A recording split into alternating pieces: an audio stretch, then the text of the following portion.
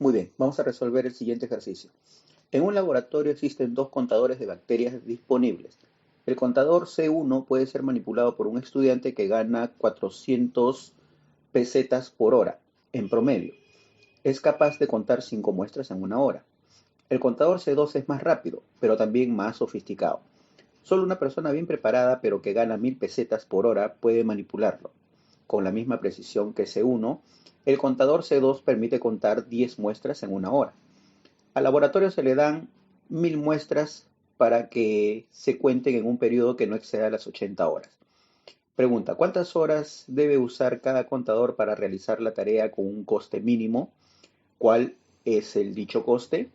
Bien, vamos a resolver entonces. Muy bien, vamos a hacer entonces el planteamiento del problema.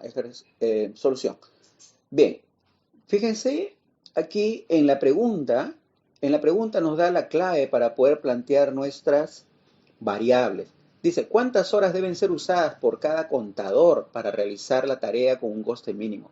Bien, entonces decimos, sea x1 el número de horas para contar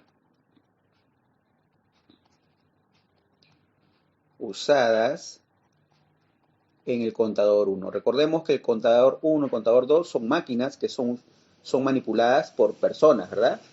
Cada máquina por una persona diferente. Y sea x2 el número de horas para contar usadas en el contador 2. Bien, vamos a establecer nuestra función objetivo. Aquí mismo en la pregunta nos dicen que debemos realizar la tarea de contar con un coste mínimo, ¿verdad? O un coste mínimo. Entonces tenemos que minimizar una función. A ver, ¿y cuál será esa función la cual tenemos que minimizar? Fíjense, si leemos el problema, nos dice que el contador C1 puede ser manipulado por una persona, un estudiante en este caso, que gana 1000 pesetas por hora.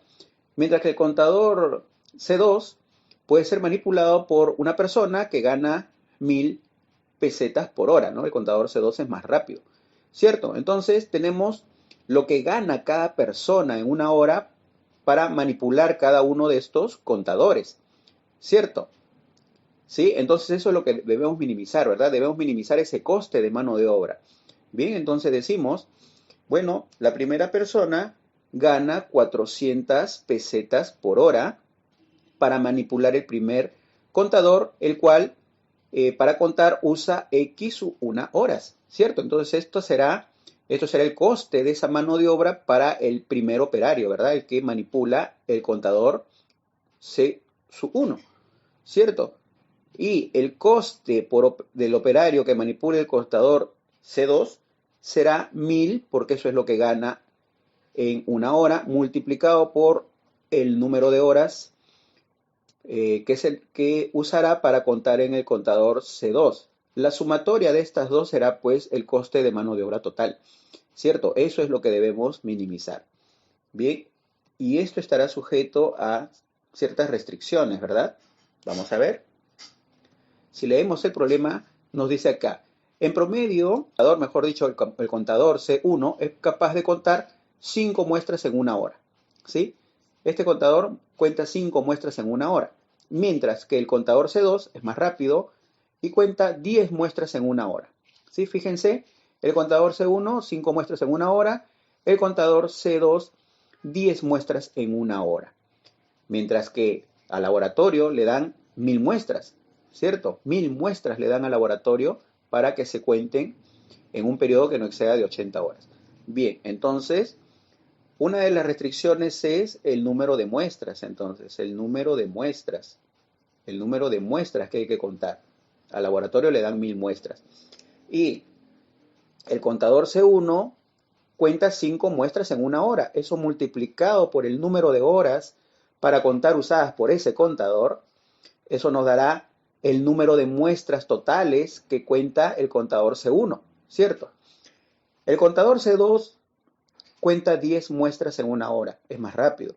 Eso multiplicado por el número de horas para, para contar, perdón, usadas por el contador C2 nos dará el número total de muestras contadas por el contador C2, ¿cierto? La sumatoria de ambas es el número de muestras totales, ¿cierto? Y eso, según dato del problema, debe ser menor o igual a 1000, ya que al laboratorio le dan 1000 muestras para contar, ¿cierto?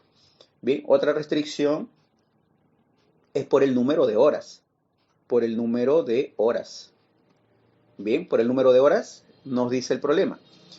Eh, lo debe hacer en un periodo que no exceda de las 80 horas. En un periodo que no exceda de las 80 horas, ¿verdad? Periodo máximo de 80 horas, ¿cierto? Entonces, ¿qué significa eso?